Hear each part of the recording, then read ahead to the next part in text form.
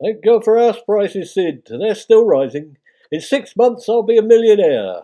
Recession? What recession? I'm house-proofed. The scourge of inflation may have destroyed my savings, but it's boosting the value of my house. Lucky old you. And I'm just the lodger, and I haven't even got any savings. Fretch ye not, Sid. If I sell up, I'll see you all right. How much? It's not a question of how much, Sid. It may not in fact be financial. You can have a pick of the antiques at number 23, for example. What antiques? You ain't got any. Yes, I have. What about the ormolu? Louis XVI mantel clock. It's worth a fortune. What Louis XVI mantel clock? I haven't seen one round here.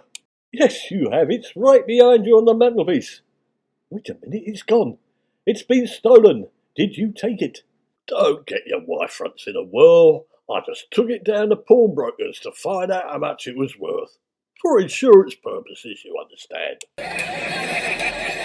So, you've insured it? Well, where is it, Sid? Down the pawnbrokers, of course. By the way, have you seen this in the papers? It's no good changing the subject, Sid. What on earth?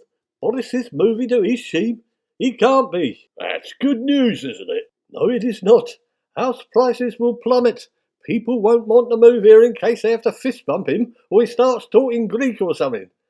No one wants to live in the same street as a discredited Prime Minister, do they? Look at Richard Nixon. Did the people that moved into his street get a cash windfall? No, they did not. I don't mind either way, Hancock. Now you're being selfish, Sid. You don't own a house, do you? If Boris moved into East Sheen, you just have to pop out now and again and either avoid the blonde fat man or say hello to him. It won't affect you one way or another, will it?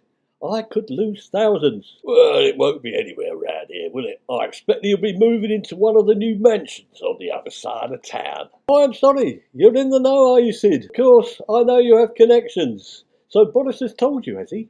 How do you know? How do you know? I'm putting myself in his shoes. If you were an ex-Prime Minister and an ex-public schoolboy, which you ain't, would you come to our part of town? I might do. What's wrong with our part of town? You live here, don't you? Well, come to think of it, that's why it's the wrong part of town. It's not me. I'm just right for Boris. He's a man of the people. He'd fit in round here, just like what I do. Oh, well, so I got it all wrong, did I? I can just imagine it. Boris saying, hello, me old mucker Sid, salt of the earth and all that. How's your side hustles going on? Yes, but behind your back, Sid, he'd be giving you the finger and calling you a common oik. Well, if that's what you think of me, Hancock, I'd better move out, hadn't I? Well, go on then, Sid. I'm not stopping you. Where will you find a better place? You'd be lucky to find someone to take you in at all. No Irish, no dogs, no Sid James.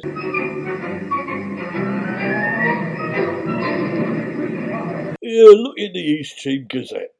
Boris is having a new house built in railway cuttings.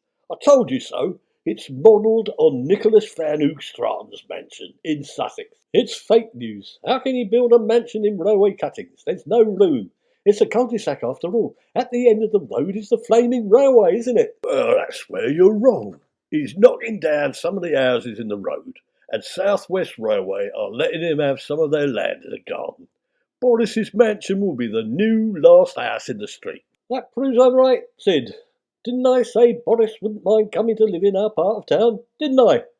However, on the downside, it's probably not 100,000 nicker off the price of number 23 railway cuttings. So, which houses is he going to knock down then? It says on the council notices that it's numbers 25, 27, 29 and 31. And they're close to getting planning permission. It's a formality, apparently. So that bounder is going to destroy 4 perfectly serviceable hovels, is he? So how big is his flaming mansion going to be? It says here 50 bedrooms it's got. 50 bedrooms? It'll be like having Buckingham Palace next door, Sid. Bad luck, Hancock. It's not going to affect me. I'm moving out, ain't I? Suit yourself, suit yourself. I don't want Boris looking down his nose because you live here.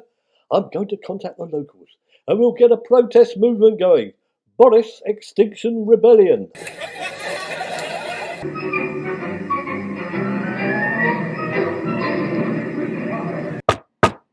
Order! Order!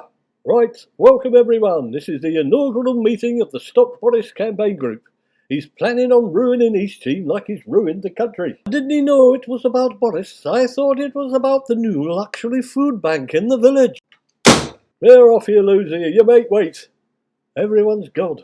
What am I going to do now? Good morning, I'm still here. Yes, but I wasn't counting you. I didn't notice you hiding in the corner. Anyway, what's your name? It's Peregrine Fulton, and I wasn't hiding, I was trying to be unobtrusive. Peregrine Fulton. That's an unusual name. I've not heard that one before. It's not your real name, is it? What do you take me for?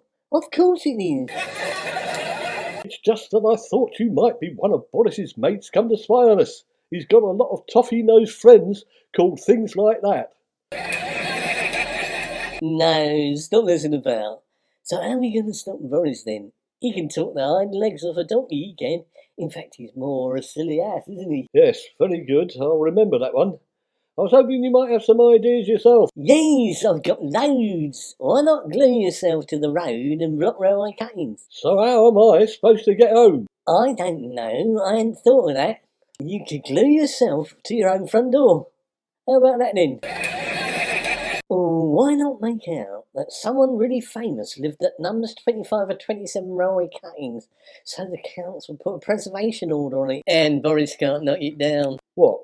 Famous like Shakespeare? No, not that famous. Shakespeare didn't live in railway cuttings, did he? I know he didn't. I thought that was the whole point.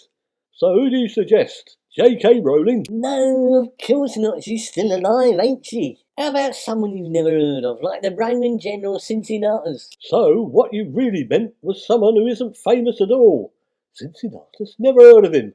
That's not going to work, is it? Council aren't going to slap a preservation order on number 27 because someone lived there who nobody's ever heard of. Have you ever read a book? Of course I have. Cincinnatus is one of Boris's heroes. He is famous. A lot of educated people know all about him. So what you're saying is by a process of elimination I'm not educated. Is that it? How are we going to convince people a Roman general lived in railway cuttings? The Romans did not invent the railway. You're forgetting I'm a genius. I can do all the documents in clay and I'll send them to the council and send a copy in duplicate to Boris. Well, I suppose it stands a reasonable chance of success. All right, count me in. Let's block Boris and cancel Gary.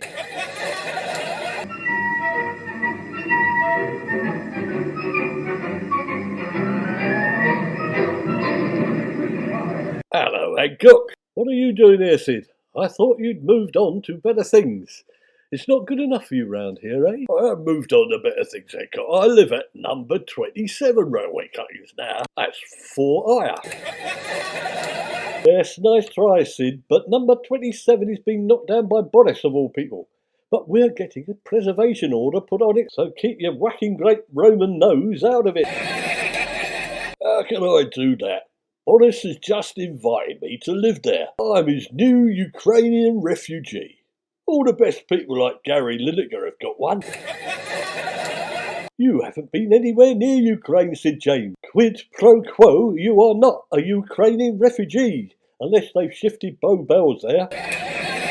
Well, Boris thinks I am, and that's all that counts. You can't keep a charade up like this, Sid James. I'll tell him. I will ruin your dirty little secret. Too late, Hancock. I've already told him. You're a Russian agent called Hankovsky, and you're trying to capture me and imprison me in Russia.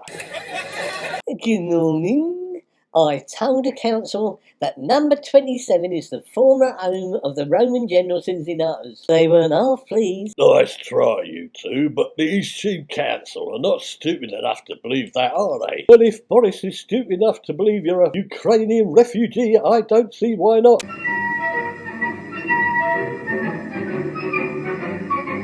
Oh, cheddar, Hancock. Boris wants me in number 27 until he demolishes it. So I ain't going nowhere, and that's that. I'm his wingman in East Cheam. He's not going to demolish it, is he? We've got a preservation order. He can't touch a hair on number 27's head unless we say so.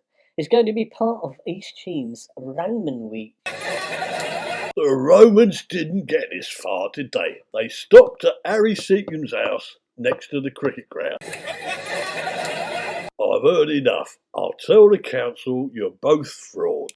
Well, that's rich coming from a man who's just formed a relationship with Boris Johnson, the man who's made being a fraud a lifetime occupation. And we'll tell the council you're a fraud. You'll be deported and Boris will look a fool. I don't know. Boris will look all right if he brushes his hair and wears some grown-up clothes for a change.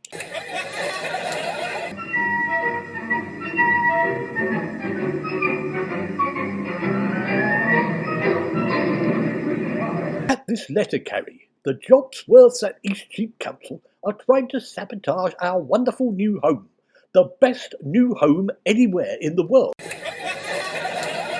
But it's interesting that Cincinnatus lived there, isn't it, darling? I thought you admired Cincinnatus. Well, yes, but I was going to have a shrine to Cincinnatus in our new home anyway, but it was only really to put the wind-up neighbour. However, it pleases me greatly to say that they can't do anything until our Ukrainian refugee, Sitsky Jaminsky, has left. I'll get Jacob Rees-Mogg, Geoffrey Cox, or Nicholas Van Hoogstraat to sort it all out, darling. This is the council, Mr. Jamesinski. Will you come out of number 27? We don't want you to damage any Roman artefacts. Mr. Hancock and Professor Peregrine Falcon want to show us round. This is going to put Eastcheap on the map. Right, Professor Peregrine Falcon, could you show us the evidence of Cincinnatus's residency? Hang on a mo, we haven't put the evidence in yet. And what exactly do you mean by that? Well, people have taken all his gear out, haven't they, over the years? So we've scoured the world to find it, and now we can put it back. Good morning, Councillor Thompson. I see I have come just in time. I have absolute proof that the Roman legionnaire Cincinnatus lived not here at number 27, but at number 23. Hang on a minute, that's my gaff. This evidence is amazing, Mr. Johnson. Au contraire, Mr. Hancock. Number 23 is where you once lived. You're going to have to move out while you restore number 23 railway cutting to its full Roman glory.